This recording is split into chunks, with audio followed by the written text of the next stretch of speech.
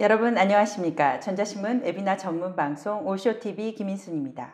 기업은 급변하는 환경에 빠르게 대응하고 적시에 서비스를 제공해야 합니다. 기업 경쟁력은 애플리케이션을 빠르게 제공하는 능력에 달려 있는데요.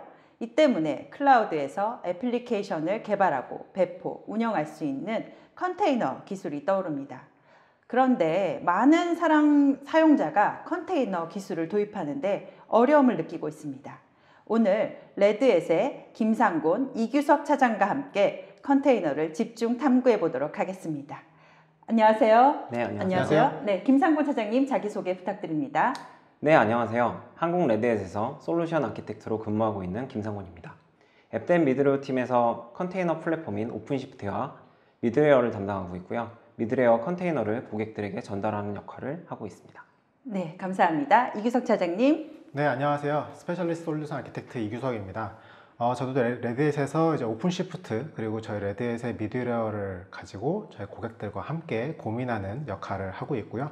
오늘도 많은 도움이 되었으면 좋겠습니다. 감사합니다. 네, 감사합니다. 오늘 발표는요, 약 50분간 이어지고요. 저희가 발표하는 동안 여러분들이 궁금하신 내용에 대해서 질문을 주시면 되겠습니다. 설문조사도 함께 진행되고 있으니까요. 많은 참여 부탁드립니다. 좋은 질문과 설문해 주신 분들께 사은품도 보내드리고 있습니다. 많은 참여 부탁드립니다.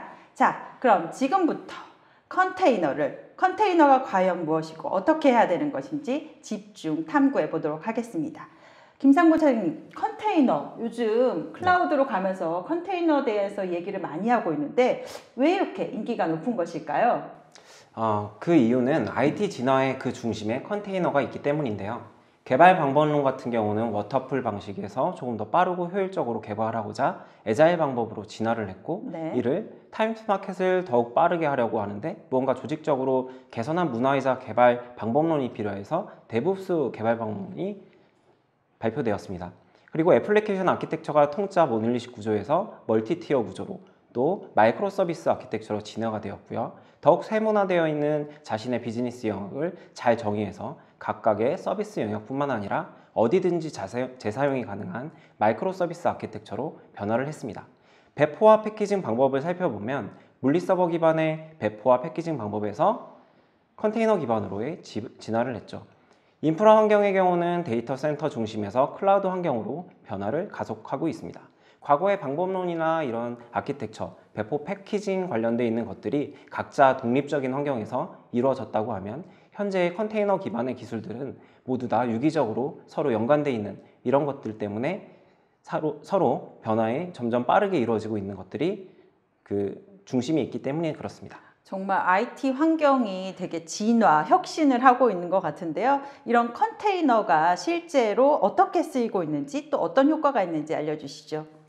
네, 우선은 사전적으로 설명드리는 것보다는 실제로 사용자들 그리고 데브옵스를 하는 분들이 이 컨테이너를 어떻게 느끼고 계시는지가 좀 중요할 것 같습니다. 그래서 최근에 페이스북에 한 그룹인 컨테이너 연구소라고 하는 곳에서 많은 데브옵스를 실제로 하는 분들이 와서 이제 과연 우리가 컨테이너를 어떻게 느끼고 있고 이게 뭐가 좋기 때문에 써야 되는가라는 그런 주제로 이제 설명을 했었는데요. 실제 컨테이너를 쓰면 이제 보시는 것처럼 한 4가지 정도의 특징을 지닌다고 그때 이야기가 나왔었습니다. 네. 첫 번째로 이제 아이솔레이션, 즉 격리 부분인데요. 기존에는 VM은 사실상 머신, 즉 기존에는 하드웨어적을 이제 조금 더 좀 격리를 해오자는 측면에서 이제 VM이 나왔는데 그보다 좀 더 경량화된 환경에서도 이제 격리를 할 수 있는 그런 환경을 제공하는 게 컨테이너고, 그리고 특이한 것은 모두 다 아시다시피 집이나 타르 같은 이제 패키지 또는 압축 파일들은 쉽게 저희가 주고받을 수 있잖아요. 이런 것들을 좀 더 쉽게 어플리케이션조차도 이렇게 쉽게 주고받을 수 있도록 뭔가 패키징하는, 그런데 내부에 뭔가 바퀴나 엔진 같은 것도 있어서 자체적으로 뭔가 실행도 되는 이런 특징을 갖는다라고도 얘기가 나왔었고요. 또 한 가지는 이제 개발자분들이 어플리케이션을 개발하고 다른 분들한테 나의 개발된 어떤 것들을 넘겨줄 때 실제로 다른 개발자분이 이거를 테스트 하시려면 거기다가도 뭔가 설치를 하셔야 되고, 예를 들면 자바도 버전을 맞추셔야 되는 이런 여러 가지 것들을 맞춘 이후에 어플리케이션을 실행할 수 있었는데, 그게 아니라 그냥 개발자들끼리 쉽게 이 패키징된 어플리케이션을 주고받고 실행시키고 이렇게 쉽게 개발할 수 있는 환경이 되더라라는 케이스가 있었어요. 그래서 마지막으로는 결국 VM은 하드웨어로부터의 어떤 독립이다라고 한다면 컨테이너는 OS부터로의 독립이지 않은가, 이렇게 또 설명을 해주셨습니다. 네, 오늘 많은 웨비나를 보고 계시는 개발자나 어떻게 보면 이제 시스템 운영자도 계실 텐데 이분들이 꼭 컨테이너를 사용해야 되는 이유는 무엇일까요? 네, 실제 컨테이너를 사용해야 되는 이유가 여러 가지가 있을 수 있는데요. 크게 말하자면 한 가지부터 10가지까지 많겠지만 일단 딱 2가지씩만 좀 짚어보도록 하겠습니다. 첫 번째로 개발자 측면에서는 일단 앞서도 한번 특징에서 나왔지만 일관성 있는 개발 그리고 실행 환경이 주어집니다. 즉 내가 개발한 어떤 특정 어플리케이션이 다른 누군가에게 갔을 때도 동일하게 동작한다는 장점을 갖게 되고요. 두 번째로는 코드로 뭔가 운영할 수 있는 환경이 제공된다. 즉 기존에는 저희가 애플리케이션 개발을 했을 뿐 그 밑단에 있는 인프라적 요소들은 저희가 따로 어떤 다른 팀원이나 다른 개발 조직과 또 연계를 했었어야 되는데 이런 부분을 코드 베이스로 운영할 수 있다라는 부분이 하나의 장점이 될 수 있을 것 같습니다.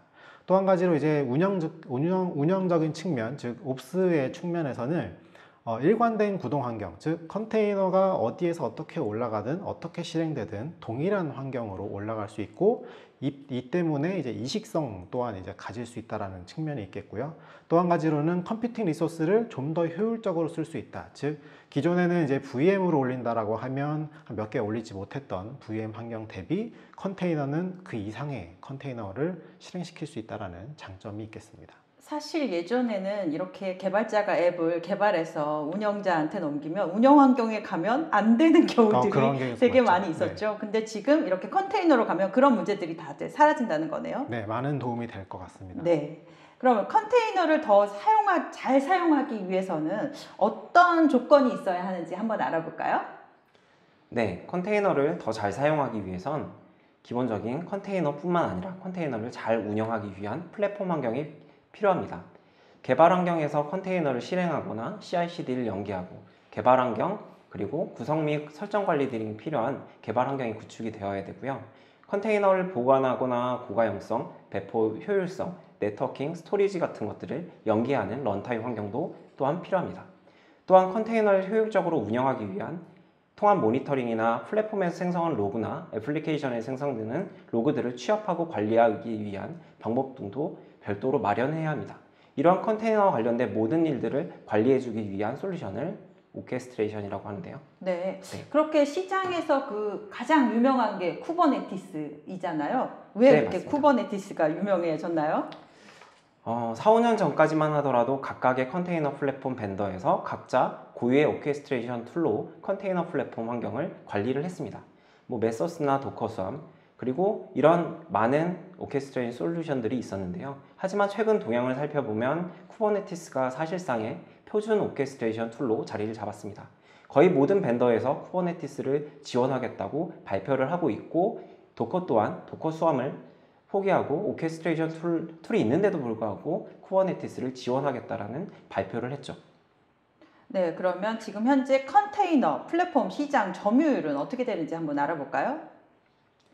9월 달에 IHS에서 현재 컨테이너 소프트웨어와 전략, 그에 대한 성과라는 주제로 컨테이너 플랫폼의 마켓시어를 발표를 했는데요. 컨테이너 플랫폼에 대한 교육과 컨설팅을 통해 이룬 성과라는 발표 또한 같이 있었습니다. 레드햇은 44%라는 압도적인 점유율을 기록하고는 시장의 리더이고 마켓 시어가 높다는 것은 조금 다른 말로 풀이하자면 컨테이너와 같은 최신 기술에 대한 지원이나 신기술을 조금 더 안정적으로 빠르게 지원받을 수 있다는 것도 또한 같이 의미하고 있습니다. 네, 지금까지 컨테이너가 무엇이고 왜 필요한지에 대해서 알아봤는데요. 지금부터는 레드햇의 오픈시프트 사례를 공유하면서 구체적으로 살펴보도록 하겠습니다. 네, 처음에는 이제 저희가 왜 컨테이너 플랫폼을 쓰게 되는지 그리고 컨테이너로 어떻게 발전했는지에 대해서 말씀드리고 마지막에 이제 저희가 많은 사례를 가지고 있다라고 말씀드렸잖아요. 네. 거기에 기반해서 현재 외국에서 사용하고 있는 오픈시프트는 대체 어떤 용도로 쓰고 있는지를 좀 먼저 말씀드리는 게 좋을 것 같아요. 네, 많은 그 웨비나 보시는 분들이 다른 기업이 어떻게 했는지 사례를 많이 궁금해하세요. 네, 네, 맞습니다. 하나하나 찾아보도록 네. 하겠습니다. 우선 국내 사례에 앞서서 외국 사례를 먼저 말씀드리고자 하는데요. 그 이유는 저희 국내보다는 해외에서 좀 더 이 컨테이너를 도입하는 움직임이 좀 더 빠르게 일단 이루어지고 있고요. 첫 번째 사례로는 이제 프랑스에 있는 오렌지라고 하는 기업, 여기는 이제 국내 텔레콤 같은 기업인데요. 네.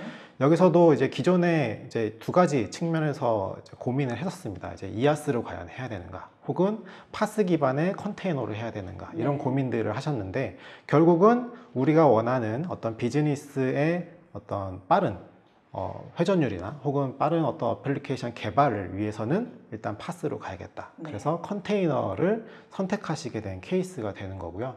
이 때문에 얻어진 거는 결국 이아스 대비 파스 상태에서 좀 더 빠르게 배포도 하고, 그리고 이제 안정성이 추가되다 보니까 여기서 운영하시는 분들도 적게 운영되면서 실제 기대했던 것보다 이상으로 이아스보다 파스, 그리고 컨테이너 플랫폼이 더 많은 이득을 가져다 준 사례라고 볼 수가 있겠습니다. 네.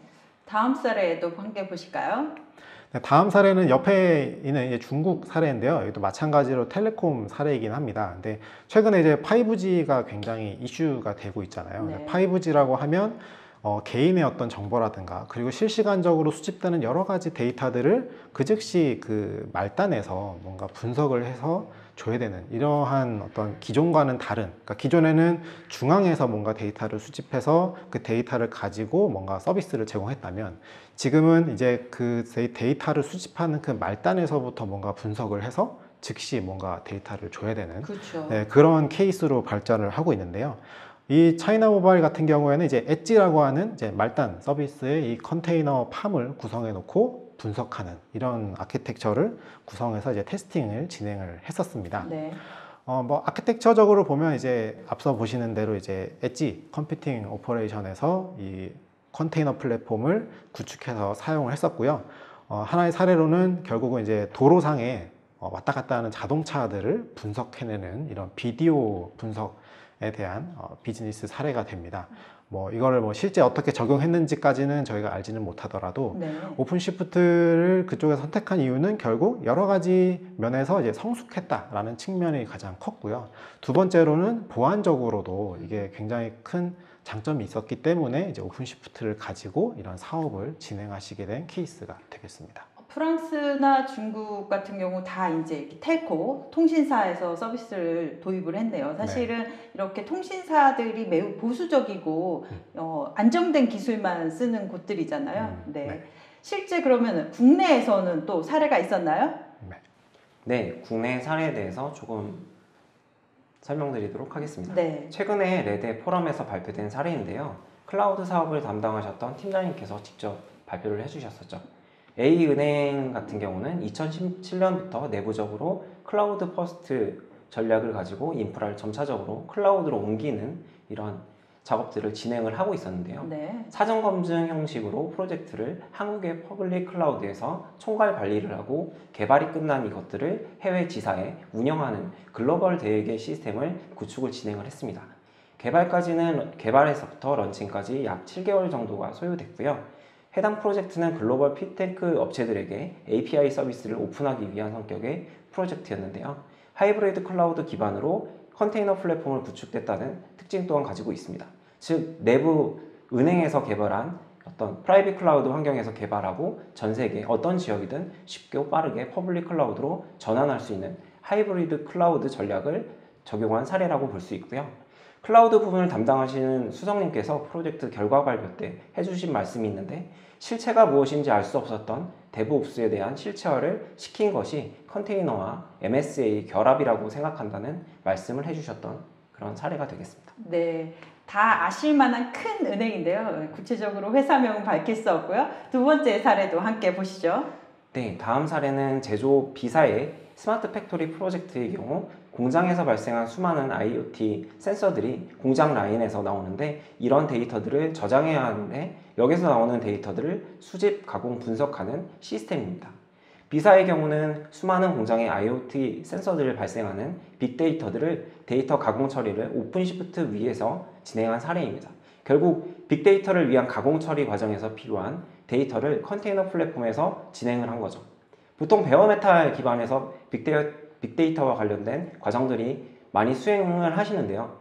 베어메탈 기반에서 가공과 관련된 프로세스를 10개 이렇게 만들어서 이 중에 특정 프로세스 자원을 모두 사용하게 되면 나머지 프로세스에서 관련되어 있는 자원을 사용할 수가 없어서 네. 문제가 발생하게 됩니다. 본의 아니게 문제가 발생하는 네. 이런 경우가 되는데요. 컨테이너 기반에서는 각각의 데이터 가공을 위한 컨테이너가 자원을 격리해서 사용하기 때문에 좀 더 효율적으로 컴퓨팅 리소스를 사용할 수 있고 베어메탈 장비보다는 성능이 더 나오게 된 이러한 효율적인 자원을 운영한 그런 케이스로 볼 수가 있습니다. 네, 지금까지 국내외의 다양한 사례들을 알아봤는데요. 어떤 아키텍처로 구축되는지 살펴보도록 하겠습니다.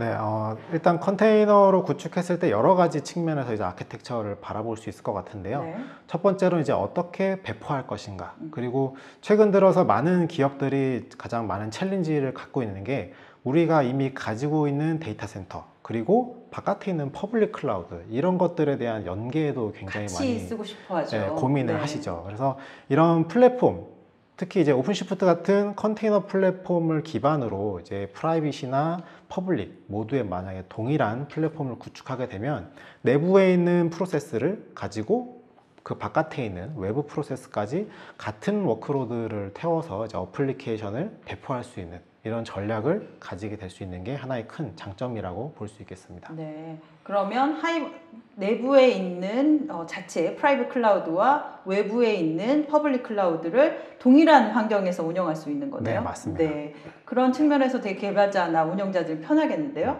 네, 오픈시프트를 활용한 CI/CD 사례도 한번 볼까요? 네, 오픈시프트를 사용한 CI/CD 사례 중에서는요. 기존에 이미 어떤 기업들은 아주 단단한 CI/CD 프로세스를 구축하고 계시는 케이스가 꽤 많이 있습니다. 네. 근데 이렇게 CI/CD를 탄탄하게 구축하고 나면 실제로 그 CI/CD를 하기 위한 그 밑단의 인프라가 느려서 이제 어플리케이션을 배포하는 데 시간이 좀 소요되거나 혹은 개발팀과 또 운영팀이 이런 자원 할당에 대한 여러 가지 논의를 거쳐야 되기 때문에 시간이 지연되는 케이스가 좀 발생을 하게 되죠. 네. 그래서 이런 인프라적 요소들을 컨테이너로 바꿨을 때 그럼 이제 기존의 CI/CD랑은 어떻게 연계할 것인가 라고 네. 생각할 수 있는데 실제로 CI/CD를 담당하는 프로세스 로직이 크게 바뀌지는 않고요. 그것들과 연계가 되어서 이제 API를 기준으로 통신이 되는 이 컨테이너 플랫폼이 뭔가 자동화된 테스팅이나 어떤 스테이징, 프로덕션의 운영에 배포를 해주는 이런 환경을 제공해주는 아키텍처를 구성할 수가 있겠습니다. 네, 지금까지 오픈시프트가 실제 구축된 사례에 대해서 알아봤는데요. 주요 기능하고 또 소개, 데모를 함께 보시도록 하겠습니다. 네, 쿠버네티스와 관련되어 있는 이 오케스트레이션 솔루션을 별도로 구축하는 것은 상당히 어렵습니다. 컨테이너 기술이 OS 커널을 공유하는 OS 레벨의 가상화 기술이기 때문에 그런데요. 안정적으로 OS를 운영하기 위해서 결국은 OS와 관련되어 있는 패치라든가 그와 관련된 버그들을 별도로 또 관리를 하셔야죠. 보안 업데이트는 어떻게 할 것인지, 버그가 있는데 패치는 어떻게 진행하는지와 같은 고민이 반드시 필요합니다. 또한 쿠버네티스를 중심으로 하는 에코시스템을 별도로 구성하셔야 되는 번거로움도 있고요. 컨테이너 플랫폼을 자체적으로 구축한다고 한다면 안정화 버전을 찾고 해당 버전에 대해서 한번 구축을 하는 것은 어떻게 학습을 통해서 어떻게든 진행을 하시는 경우가 많은데 문제는 너무나도 방대한 에코시스템을 버전이 올라갔을 때, 이슈가 발생했을 때 각각의 이런 버그들이나 이런 기술 지원을 받을 곳이 없어서 고민하시는 경우가 꽤 많이 있습니다. 이렇게 자체적으로 쿠버네티스를 만들었을 때는 정말 엄청난 관리 포인트가 증가하게 되는 건데요. 그러면 레드햇의 쿠버네티스 플랫폼은 이것들을 다 해준다는 건가요? 네, 맞습니다. 레드햇의 오픈시프트는 쿠버네티스 버전이 릴리즈되면 바로 해당 버전을 릴리즈하는 것이 아니라 기업 환경에 어울리는 안정성을 제공하기 위해서 파스트 플랫폼 전체의 요소들을 QA 테스트와 버그, 보안, 그리고 기능 패치들을 지속적으로 진행을 하게 됩니다. 그리고 오픈시프트의 버전을 릴리즈하게 하게 됩니다. 오픈시프트는 기본적으로 번들로 제공되는 레드햇의 엔터프라이즈 리눅스를 근본으로 하고 있고요. 코어 OS 또한 같이 번들로 제공을 합니다. 또한 CI/CD 툴로 젠킨스를 기본으로 제공을 하고 있고, 만약 기존 운영하시는 CI/CD 파이프라인과 연계가 필요하다면 손쉽게 연계하실 수 있는 이런 파이프라인 또한 구성하실 수가 있습니다. 컨테이너 플랫폼에서 발생하는 통합 로그나 이런 시각화 도구들도 오픈시프트에서 기본적으로 제공하는 것들로 사용을 하실 수가 있고요. 4점대 버전부터는 더욱 개발자와 운영 관리를 지원하기 위한 기능들이 추가되었는데요. 컨테이너 플랫폼에서 발생하는 다양한 요구사항들을 포함한 움직임들이 포함되어 있습니다. 네, 개발자가 훨씬 더 사용하기 쉽게 변한 것 같은데요. 오픈시프트 4의 로드맵은 어떻게 되나요? 4점대의 가장 큰 변화라고 한다면 레드햇 엔터프라이즈 리눅스 코어 OS가 포함되어 있고 통합으로 관리해졌다. 그리고 이 코어 OS조차도 오픈시프트 클러스터 내에서 함께 설치되어지고 버전이 관리된다는 큰 특징을 가지고 있습니다. 네. 오픈시프트는 클러스터에 대한 전체 스택을 손쉽게 설치하거나 확장할 수 있는 기능들이 이렇게 포함이 되었는데요. 개발에 관련되어 있는 부분들, 그리고 어플리케이션에 관련되어 있는 부분들도 모두 다 4점대에서는 향상된 것으로 확인하실 수가 있습니다. 네. 자, 그럼 지금부터는 데모를 직접 보면서 오픈시프트의 자세한 기능들 살펴보도록 하겠습니다. 네, 데모는 총 3가지를 준비했는데요. 일단 첫 번째 데모는 라이브로 진행을 하고요. 네. 두 번째, 세 번째는 이제 일단 저희가 녹화한 영상으로 일단 진행을 하도록 하겠습니다. 네. 네, 첫 번째는 이제 저희 오픈시프트의 서비스 메시 기능입니다. 실제 고객분들이 최근에 이제 MSA를 기반으로 한 프로젝트를 많이 고민을 하고 계세요. 네. 근데 이런 MSA, 즉 마이크로한 이 서비스들을 어떻게 관리할 수 있을 것인지에 대해 굉장히 많은 고민을 하고 계시고, 알아보시다 보니 이제 서비스 메시까지 이제 오시는 케이스가 있는데요. 이 오픈시프트의 서비스 메시는 근본적으로는 이제 가운데에 보이시는 이제 이스티오라고 하는 오픈 소스가 기준으로 되어서 이런 트래픽에 대한 룰을 관리하고 매니지먼트 하는 역할을 담당하고 있고요.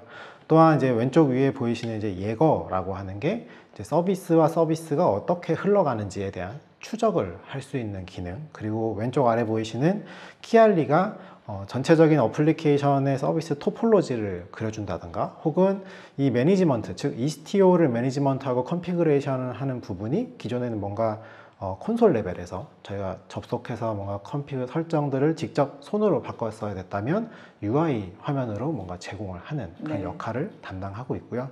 이와 더불어서 이제 오픈시프트에 같이 올라가 있는 프로메테우스와 그라파나를 가지고 대시보드, 모니터링을 할 수 있는 기능이 제공이 됩니다.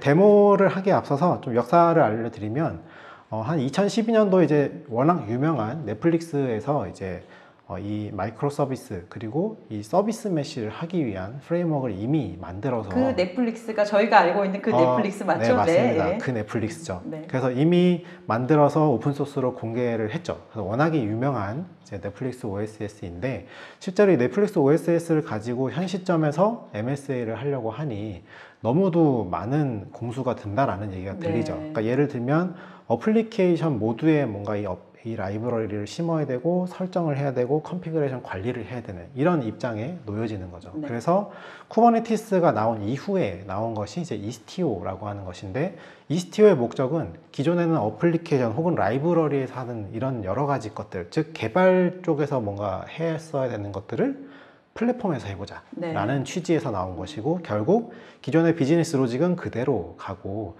플랫폼 레벨에서 이런 컨트롤을 해보자 라는 것에서 이제 2018년도부터 시작된 프로젝트입니다. 네. 실제 이제 이스티오 내부적인 구조는 이런 식으로 생겼는데, 결국 매니지먼트를 하는 이 컨트롤 플레인이라는 부분이 있고요. 그 실제 어플리케이션과 함께 뜨는 이 인보이라고 하는 이제 사이드카 형태의 프록시 컨테이너가 있습니다. 네. 쿠버네티스를 이미 아시는 분들은 아시겠지만, 이 쿠버네티스가 관리하는 최소 단위인 파드 안에 사실 컨테이너가 하나만 들어가는 것이 아니라 여러 개가 들어갈 수 있는데, 그 중에서 어플리케이션은 그대로 두고 이런 컨트롤만 담당하는 별개의 컨테이너를 하나 더 심는 것이죠. 그게 인보이라는 거죠. 네, 그래서 인보이 프록시가 들어가면서 기존의 어플리케이션을 건드리지 않고 이런 서비스 메시 기능을 하는 것이 실제 목적이 되겠습니다. 사실 이스티오 없이 이제 기존의 어떤 구현을 한다라고 하면 이 내부적으로 코드를 이제 넣어서 코드 베이스로 뭔가 컨트롤을 해야 되고, 결국 무언가 바뀌면 다시 코드가 배포가 돼야 되는 이런 형상을 가졌었는데요.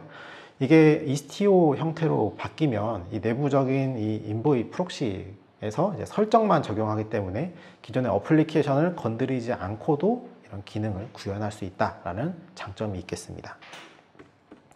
그래서 이스티오로 구현하는 기능들 뭐 여러 가지가 있겠지만 대표적인 것들은 뭐 서킷 브레이커, 즉 어떤 장애의 요소가 발생했을 때 이것들을 어떻게 차단할 것인가, 그리고 뒷단에 있는 어떤 어플리케이션이 응답을 하지 않는 경우에는 어떻게 할지, 이런 것에 대한 타임아웃이나 제시도, 그리고 뭐 유입량이나 보안, 그리고 동적인 라우팅, 이런 여러 가지 기능들을 구현하는 게 이제 이스티오의 기능이라고 볼 수 있겠는데요. 그래서 이번 데모에서는 이제 이 이스티오를 기반으로 한 오픈시프트의 서비스 메시가 어떤 식으로 설치가 되고 관리가 되어 있는지, 그리고 앞서 말씀드렸던 이제 매니지먼트 쪽 역할을 하는 키알리가 어떻게 동작하는지, 그리고 트래픽을 분배하는 방식이 어떻게 동적으로 변화하는지, 그리고 메소드 기반으로는 어떻게 분배가 되는지, 이런 간단한 데모를 일단 시연을 해보도록 하겠습니다. 네. 일단 지금 화면에서 보시는 게 이제 오픈시프트 4의 대시보드 화면이고요. 네, 이 대시보드 화면에 뭐 여러 가지 정보가 있겠지만 지금 데모는 이제 서비스 메시 부분이기 때문에 여기 왼쪽에 보시는 오퍼레이터라고 하는 쪽에 이제 오퍼레이터 허브가 있습니다. 네. 이 오퍼레이터 허브에서는 이 오픈시프트에 올라가는 여러 가지 어플리케이션들을 이제 오퍼레이터로 관리하는, 그래서 기존의 카탈로그를 이제 대체하는 형태로 가고 있고요. 여기서 저희가 서비스 메시라고 검색을 하면 네. 저희 레드햇 오픈시프트 서비스로서 존재하는 오픈시프트 서비스 메시도 있고요. 오른쪽에 보시면 커뮤니티도 있죠. 네. 예, 이 커뮤니티는 레드햇에서 이제 오픈한 오픈소스 버전이라고 보시면 될 것 같습니다. 네. 그래서 간단히 이렇게 클릭을 해서 이제 지금은 이미 인스톨이 되어 있지만 단순히 이제 인스톨 버튼만 클릭하면 실제 이 클러스터에 설치가 된다라고 보면 되고요. 설치가 된 오픈시프트 서비스 메시 오퍼레이터는 이런 식으로 구성이 돼서 이제 관리가 되어집니다. 실제 구성 요소를 보면 이 서비스 메시에 이런 두 가지 요소가 있고요. 그리고 지금 현재 제가 설치해 놓은 것은 이제 컨트롤 플레인이라고 해서 이런 것들을 운영하는 컨트롤, 즉 앞서 설명드렸던 매니지먼트를 담당하는 것들이 이미 컨테이너로 배포가 되어 있습니다. 보시면 제가 베이직 인스톨로 이렇게 설치를 해놨고요. 이 오퍼레이터로 설치를 하게 되면 이 안에 리소스, 즉 컨테이너들이 이렇게 많이 이제 뜨게 되는데 네. 실제로 이스티오를 쿠버네티스에 자체적으로 설치를 하게 되면 이런 설치에 대한 프로세스를 이제 개인이 혹은 누군가가 다 일일이 뭔가 버전에 맞춰서 설치를 해야 되는 상황이 되는 것이죠. 그런데 그것이 아니고 오퍼레이터가 이 설치에 대한 기능 그리고 라이프 사이클을 관리하기 때문에 이스티오와 관련된 것들이 이제 같이 설치가 되고 관리가 된다라고 보시면 될 것 같습니다. 그리고 이번 데모에서 보여드릴 어플리케이션은 실제 이스티오의 사이트에 들어가시면 보이는 실제 이그젬플을 가지고 동일하게 구현을 한 거고요. 네. 이렇게 동일한 어플리케이션을 쓴 이유는 이제 나중에 비교해 보시기 쉽도록 하기 위해서 제가 동일한 어플리케이션을 일단 준비를 했습니다. 그래서 실제 이스티오라고 하는 오픈소스 프로젝트에 있는 여기 북인포 어플리케이션이 있어요. 네. 이 북인포 어플리케이션을 가지고 동일하게 이제 시연을 할 텐데요. 보시는 바와 같이 이제 저희가 이 페이지를 호출하면 여기 오른쪽에 보이시는 리뷰 버전이 1, 2, 3번이 있습니다. 네. 그래서 이 1, 2, 3의 별이 바뀌면서 어떤 식으로 동작하는지가 리뷰 1은 네. 별이 없고 리뷰 네. 2가 검정별, 리뷰 3는 빨간 별이네요. 이렇게 네. 구분하면 될 것 같은데요. 맞습니다. 네. 그렇게 보여지는 거고요. 여기 보시면 이 샘플 이렇게 제가 올려놓았고요. 지금 보시면 이제 오른쪽에 보시면 까만 별, 뭐 빨간 별 이렇게 뜨지 않는 이런 식으로 패턴이 세 가지 버전이 보이네요. 네, 이렇게 운영이 되는데 지금 보시면 이제 각각의 버전에 따라서 라운드 로빈을 하고 있죠. 그렇죠. 뭐 1번도 갈 수도 있고 2번도 갈 수도 있고 자 그런 설정이 어떻게 되어 있는지 한번 살펴보도록 하겠습니다. 이 화면이 이제 키알리라고 하는 화면이고요. 네. 자 키알리에서 보시면 이제 앞서서 보셨던 그 그림의 형태가 실제 토폴로지 형태로 이렇게 나오는 것을 네. 확인할 수가 있고요. 제가 앞서 요청했던 그 라우팅 테이블대로 뭐 프로덕트 페이지부터 시작해서 뭐 리뷰는 어떤 것을 참조하는지 어떻게 경로가 흘러가는지에 대해서 확인할 수가 있고요. 여기 지금 트래픽 애니메이션을 이렇게 키면 네, 이 요청들이 어떻게 어떻게 흘러가는지도 흘러가는지도. 확인할 네. 수가 있는 것이죠. 그래서 실제 이것을 운영하시는 분들도 쉽게 내가 만든 이 어플리케이션이 어떤 식으로 흘러가고 있구나를 확인할 수 있다라고 보시면 될 것 같습니다. 그럼 지금은 이제 버전 1, 2, 3로 균등하게 가고 있는데요. 네. 보시면 서비스에서 리뷰라는 것을 보면 여기에 이런 식으로 이제 균등하게 33%, 33%, 34% 이런 식으로 해서 각각의 버전에 모두 다 갈 수 있도록 설정을 해 놓았는데요. 예를 들면 지금 저희가 새로운 V2에 이제 V2를 가지고 서비스를 한다라고 가정을 하고 이제 V2의 웨이트를 100% 이렇게 해서 V2로 다 가서 보게 네, 하는 거죠. 그렇게 하고 업데이트를 하고 제가 리프레시를 해보면 네, 리프레시를 계속 하더라도 이제 까만 별로만 가는 거 두 번째 버전이 확인할 수가 있죠. 이렇게 뭔가 어플리케이션이나 혹은 그 앞단의 서비스 혹은 네트워크에 대한 부분을 별도로 뭐 재기능을 한다거나 이런 과정이 필요 없이 동적으로 반영되는 것을 확인할 수가 있고요. 추가적으로 특정 사용자가 들어왔을 때 그 사람은 그 버전만 보게 할 수도 있나요? 네, 맞습니다. 네. 그래서 그런 부분은 여러 가지 뭐 헤더 값을 가지고도 아마 구현을 할 수 있을 것 같은데요. 지금의 예로는 이제 라우터에 봤을 때 앞서서 저희가 이제 V2가 기본이라고 가정을 하고요. 네, 그리고 엔드 유저를 뭐 테스트라고 하는 사용자가 들어오면 네. V3로 이제 가게끔 네. 뭔가 설정을 하는 것이죠. 네. 그래서 요거는 상하관에 이제 종속 관계가 있기 때문에 위에 이제 any 리퀘스트가 있으면 다 이제 무조건 V2로 가기 때문에 여기에 대한 순서를 좀 조절해서 엔드 유저 값에 테스트가 들어오면 이제 V3로 가보자라는 이런 설정을 만들어 보겠습니다. 자, 이렇게 설정을 했고요. 물론 지금 현재 설정된 부분은 이제 V2로만 갈 거고요. 검정 별이 계속 나오네요. 네. 그리고 제가 테스트로 로그인을 하는 순간 빨간 별이 나오는 상태가 되었죠. 이런 식으로 해서 제가 계속 리프레시를 하더라도 이 테스트라는 사용자는 빨간 별로만 가는 것을 확인할 수가 있겠습니다. 이런 식으로 이제 쉽게 이 키알리를 통해서 어떤 설정에 대한 변경을 할 수 있는데 기존에는 그냥 이스티오만 사용을 했다면 이제 이스티오 컨피그 즉 설정 파일을 저희가 바꿨어야 됐을 거고요. 야물 파일에 보면 이런 식으로 이제 뭔가 설정을 하는 과정이 필요한 부분이 생기는 거죠. 예전에는 저렇게 다 넣어서 해줬어야 되는데 지금은 아까는 클릭으로만 다 변경해서 할 수 있는 거네요. 네, 그래서 이스티오만 가지고는 아마 이런 식으로 써야 되지만 이제 키알리라고 하는 프로젝트를 같이 사용하게 되면 이런 식으로 콘솔 화면에서 볼 수 있고요. 또 한 가지 추가된 부분으로 보면 이제 예거라고 하는 부분이 이제 트레이싱을 담당한다고 설명을 드렸습니다. 결국 내가 사용하는 이 어플리케이션이 어디서 어떻게 뭐 레이턴시가 얼마나 걸리는지를 추적할 수 있는 기능을 제공한다라고 보면 될 것 같고요. 여기 제가 최근에 요청한 이 요청을 보면 실제로 이게 각각의 서비스들이 어디서 어떻게 흘러갔고 각각의 레이턴시 즉 얼마나 어디서 소요가 됐는지를 추적할 수 있는 것이죠. 그렇게 해서 어떤 어플리케이션을 내가 개선해야 되는지를 찾을 수 있는 그런 역할을 담당하게 됩니다. 옛날에 이게 안 보일 때는 다 찾아내야 되는 거였잖아요. 네, 맞습니다. 그러면 두 번째 데모 함께 보시도록 하겠습니다. 이번에 소개해드릴 데모는 커스텀 HPA, 즉 호리젠탈 파드 오토 스케일링이라는 기능에 대해서 알려드리도록 하겠습니다. 간단하게 말씀드리면 사용자 정의를 통해서 파드를 오토 스케일링하는 기능이라고 보시면 되는데요. 이전에 오픈시프트 3.0 버전 같은 경우는 힙스터를 통해서 수집된 CPU와 메모리 이런 것들을 통해서 제공하던 것을 커스텀 매트릭 API로 대체한 것입니다. 대표적인 커스텀 매트릭 API를 제공해 주는 건 프로메테우스, 어댑터와 같은 모니터링 솔루션에서 제공을 하고 있고요. 프로메테우스에서 측정 가능한 모든 매트릭들이 기반이 되어서 이것들을 기반으로 커스텀 HPA를 만들 수가 있습니다.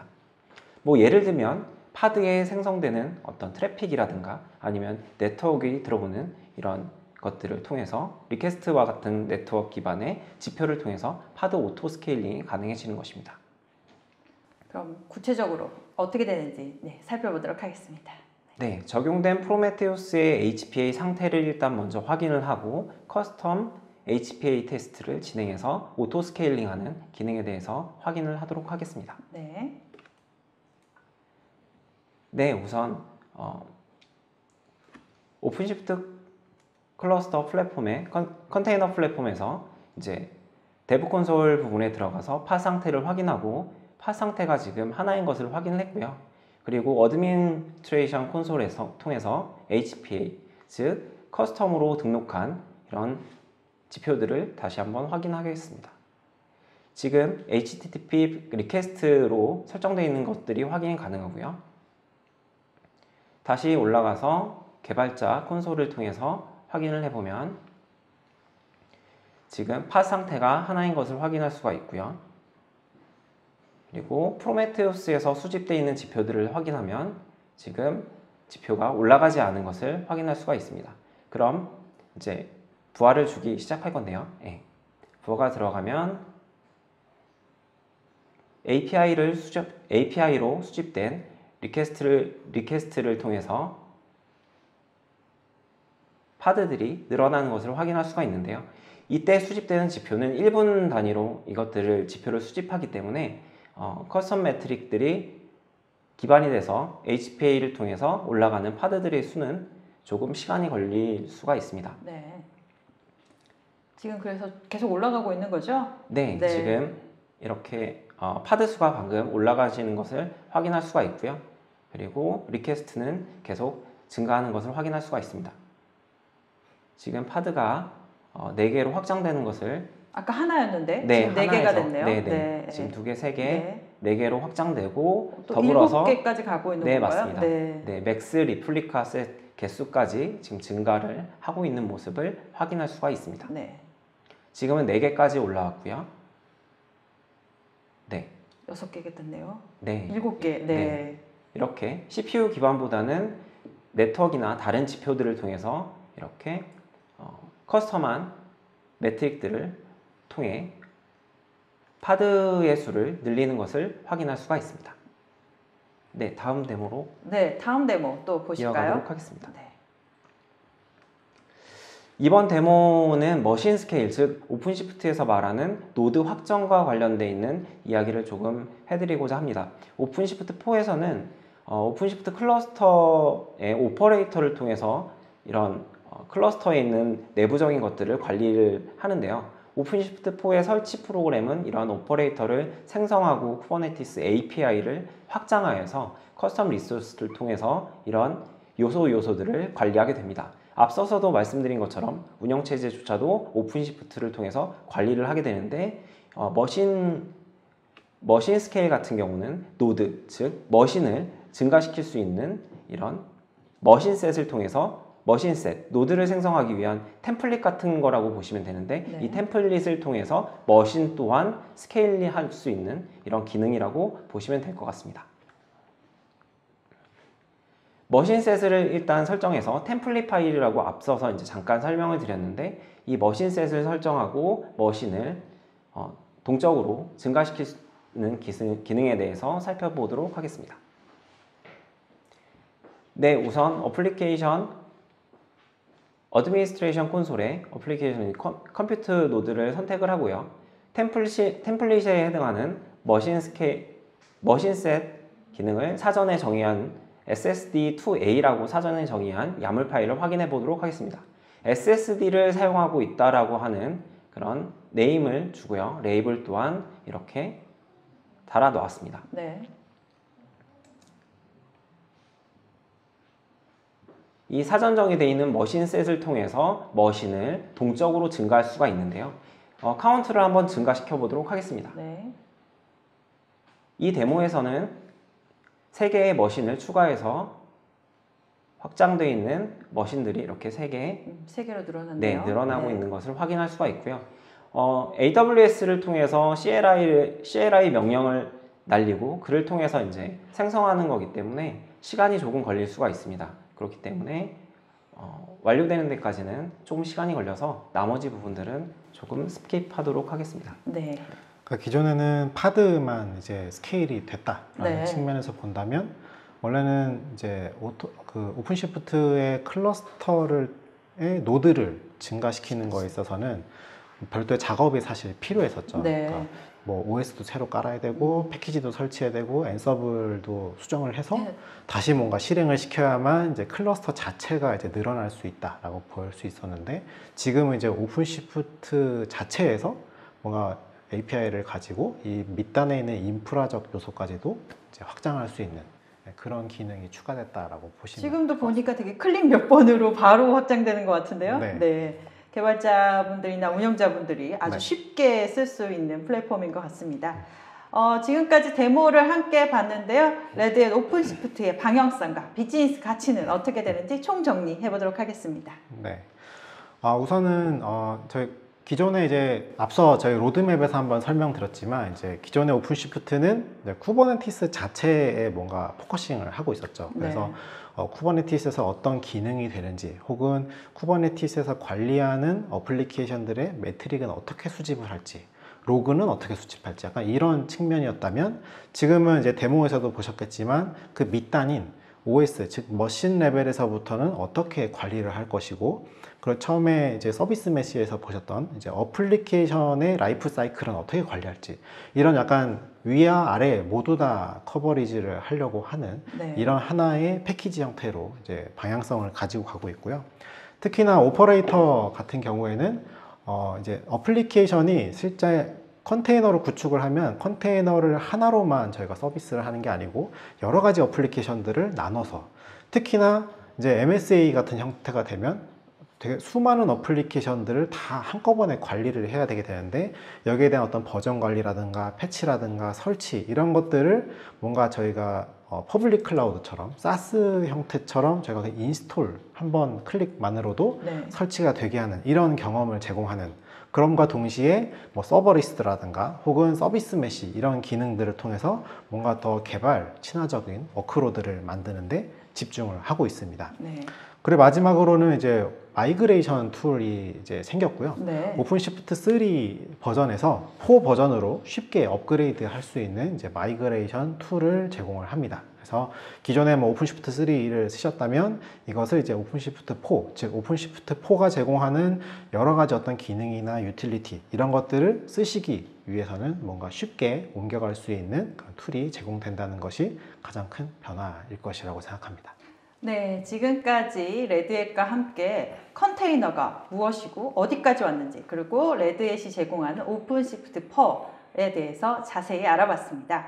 저희가 발표하는 동안 여러분들이 정말 많은 질문 주셨는데요. 질문에 답변해드리도록 하겠습니다. 설문조사도 여전히 진행 중이니까요. 많은 참여 부탁드립니다. 자, 첫 번째 질문 보도록 하겠습니다. 기존 퍼블릭 클라우드는 각자의 K8s를 구성하여 지원하고 있습니다. 오픈시프트도 퍼블릭 클라우드에서 사용하려면 어떤 차이가 있을까요? 하고 질문 주셨는데요. 어느 분이 답변해 주실까요? 네, 일단 제가 대답하도록 하겠습니다. K8s가 이제 쿠버네티스의 약자처럼 이제 사용이 되고 있는데요. 기존 퍼블릭 클라우드를 각자의 쿠버네티스, 그러니까 아마도 이제 퍼블릭 클라우드가 뭐 여러 개를 쓰시던 한 가지 퍼블릭 클라우드 쓰시던 거기에 쿠버네티스를 올려서 뭔가 서비스를 하고 계신다라고 볼 수 있을 것 같은데요.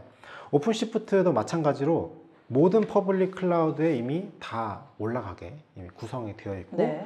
그리고 또 특히나 이제 AWS도 있고, 또 애저 같은 경우에도 ARO라고 하는 애저 레드햇 오픈시프트라고 하는 서비스도 이제 올라가 있죠.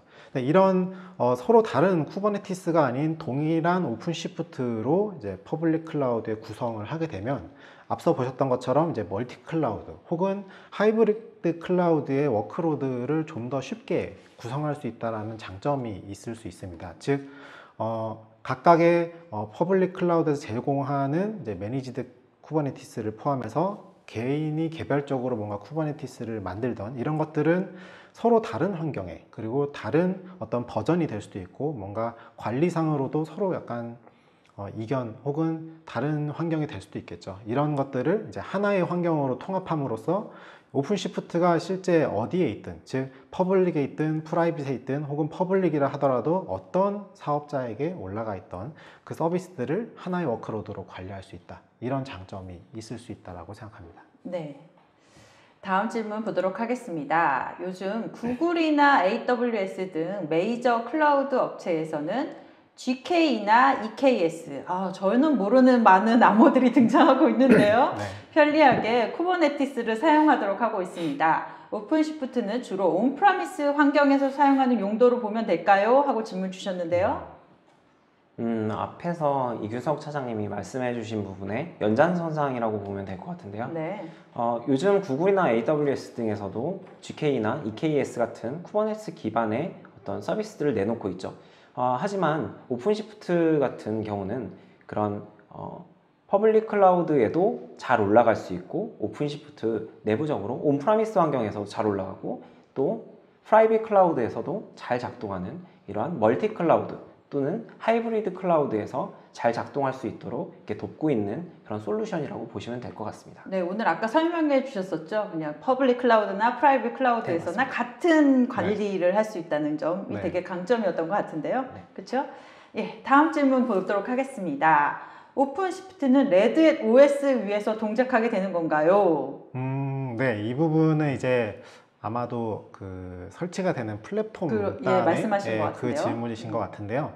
오픈시프트를 이제 레드햇이 제공을 한다라는 그 의미, 즉 그 서비스 안에 레드햇의 OS가 포함이 되어 있습니다. 네. 그러니까 그 이유는 결국 컨테이너라는 것은 OS의 가상화인 것이죠. 그래서 이 밑단에 깔려 있는 OS가 얼마나 탄탄하냐에 따라서 그 위에 올라가는 플랫폼 그리고 서비스들이 다 영향을 받는 것이 실제 가장 중요한 게 이제 OS거든요. 네. 그래서 레드햇 오픈시프트 같은 경우는 그 이유 때문에 이제 엔터프라이즈 리눅스나 혹은 앞서 말씀드렸던 코어OS 이런 부분을 하나의 패키지 형태로 제공을 하고 있습니다. 네. 예, 그 말은 별도로 이제 다른 OS와는 달리 그 밑단에 있는 OS 스택부터 시작해서 그 위에 다시 쿠버네티스 스택, 그 위에 이제 어플리케이션 스택이 올라가는 그 전체 스택을 하나로서 뭔가 관리하게 해준다. 그래서 이런 관리적인 측면, 그리고 보안적인 측면을 이제 처음부터 끝까지 보장해 준다라는 그런 의미로 보시면 될 것 같고요.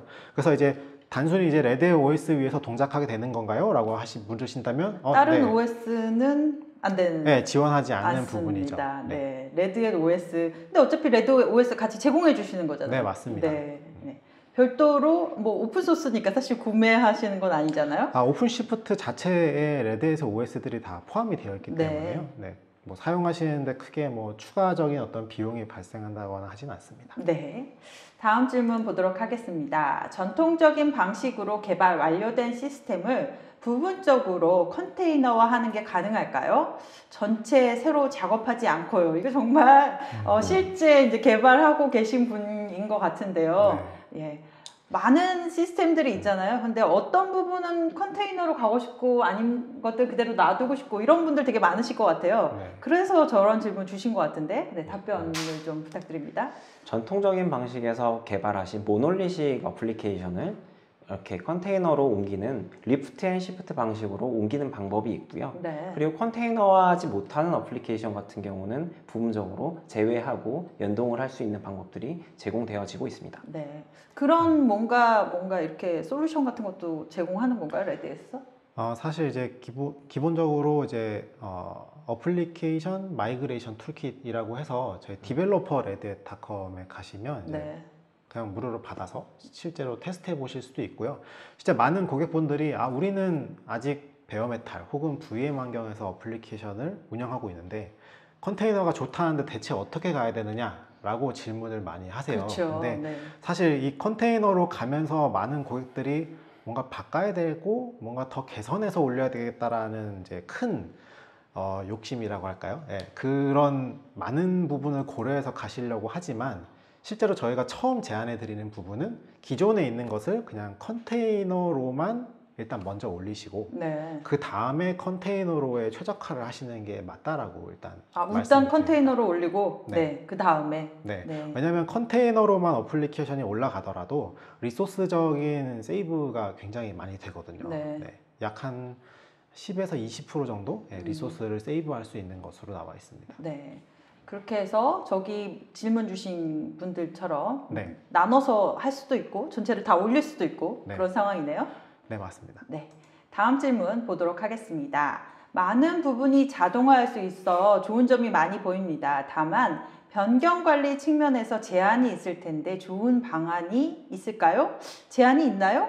변경 관리 측면이 되게 잘 되는 제품으로 저는 오늘 느꼈는데요. 좀 그 네. 부분에 대해서 다시 한번 설명해 주시면 어떨까요? 변경 관리를 뭐 여러 가지 측면에서도 볼 수 있을 것 같은데요. 우선은 어플리케이션 관점에서 좀 얘기를 해본다면요. 네. 일단 오픈시프트 내부적으로 컨테이너의 레지스트리가 있기 때문에 컨테이너 이미지들을 관리를 하고 있습니다. 네. 그 말은 새로운 컨테이너가 올라오면 기존에 있는 컨테이너는 그 이미지는 유지가 된 채로 새로운 서비스가 이제 런이 되는 거죠.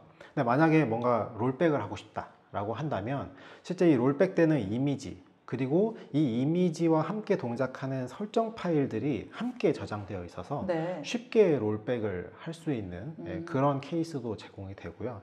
또 이제 외부에 있는 CI/CD 툴 같은 워낙 젠킨스 같은 게 이제 워낙 유명한 툴이긴 한데 네. 이런 젠킨스 같은 툴 혹은 별도의 형상 관리 툴들과도 쉽게 연동을 해서 할 수 관리할 있는. 수 있기 때문에 네. 이런 변경 관리가 좀 수월하게 이제 구축할 수 있다. 이렇게 말씀을 드리면 될 것 같습니다. 네, 알겠습니다. 다음 질문 볼까요? 컨테이너의 장점은 빠른 설치와 성능인데 반해 보안적인 측면, 즉 루트 계정이 뚫리면 모든 서비스 보안이 와해되는 측면이 있는데 개선점이 있을까요? 하고 이제 보안에 대한 질문 주셨는데요. 어느 분이 답변해 주실까요?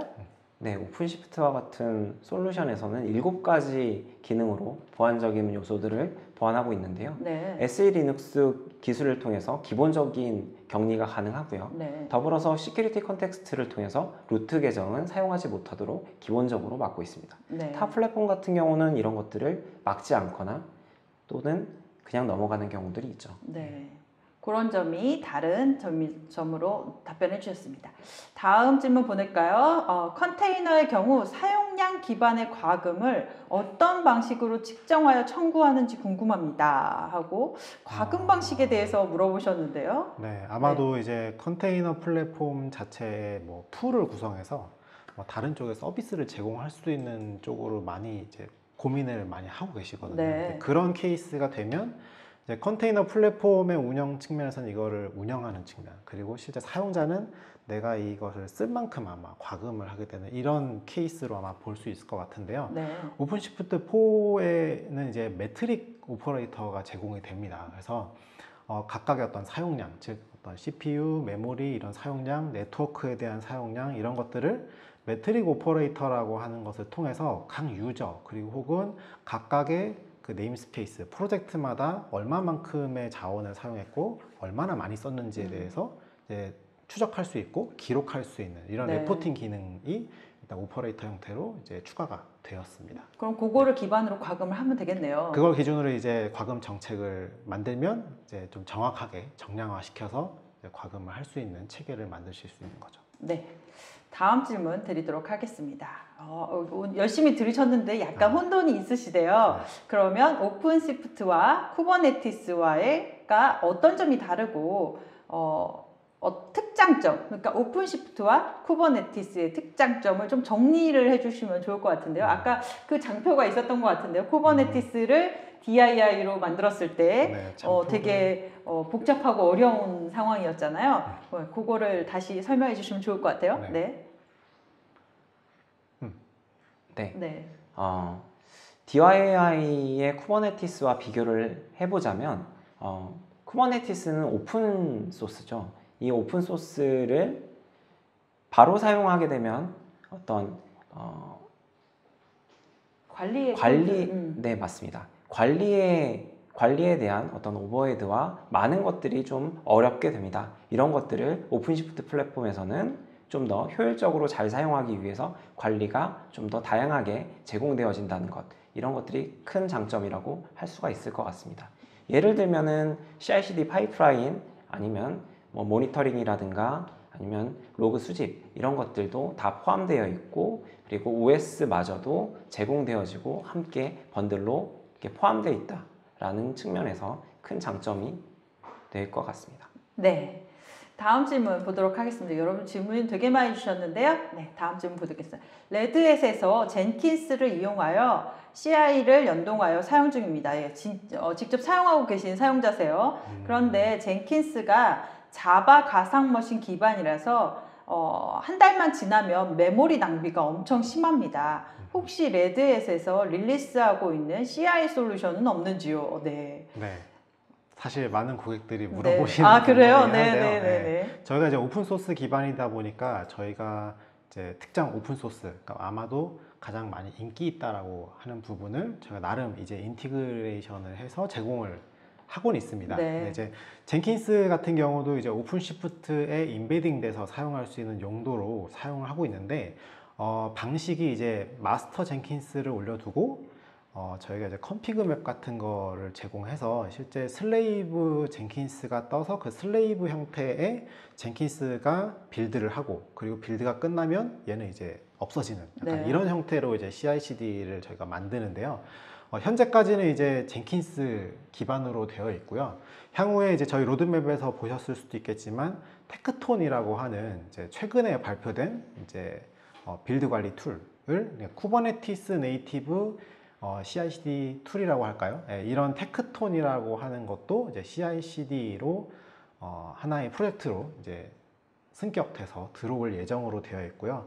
지금 다음 버전에서는 아마 테크 프리뷰 단계로 들어올 것이고 4.4 버전에서는 아마 정식적으로 GA가 돼서 릴리즈 될 것으로 예상되고 있습니다. 네.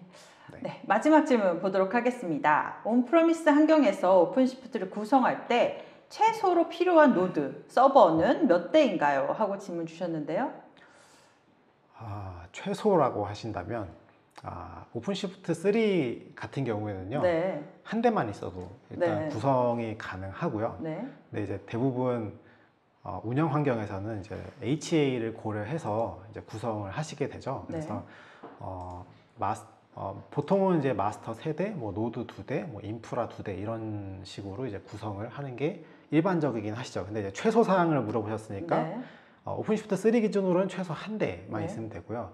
오픈시프트 4 4로. 기준으로는 최소 3대. 네. 네, 세대 오픈시프트 정도는 4는 있어야 조금 됩니다. 더 늘어나네요. 네, 오픈시프트 4가 되면서 그 내부에 들어있던 여러 가지 인프라 요소들을 마스터가 가지고 있지 않고 외부 자원을 쓰게끔 좀 변동이 됐어요. 그건 네. 이제 안정성 측면이라고 좀 볼 수 있을 것 같습니다. 네, 자 오늘 레드햇과 함께 컨테이너 기술이 무엇이고 레드햇의 오픈시프트 4 컨테이너 플랫폼 기술에 대해서도 알아봤습니다. 오쇼TV는 오늘 여기까지입니다. 시청해주신 여러분 감사합니다.